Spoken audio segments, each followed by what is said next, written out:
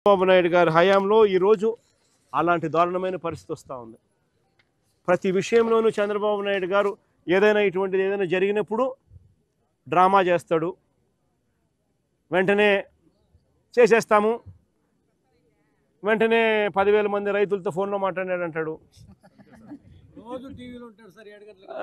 వెంటనే ఇదిగో చేసేస్తున్నామని అంటాడు. మొన్న ఏమంటాడు, ఉల్లి రైతుకి ఏమంటాడు, ఉల్లి రైతుకి ఏమన్నాడు,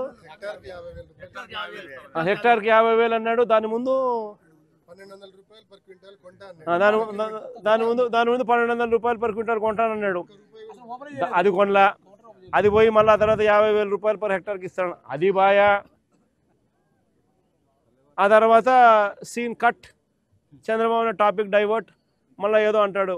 టాపిక్ డైవర్ట్ చేసేందుకు ఏదో గుడిలో లడ్డు అంటాడు, ఇంకోటి అంటాడు. అయ్యినాడు ఆంధ్రజ్యోతి TV5 డంక టాపిక్లు దాంట్లో డైవర్ట్ చేస్తారు. మళ్ళీ ఈ రైతులంతా మళ్ళీ రైతుల బతుకులు మళ్ళీ బస్ స్టాండ్.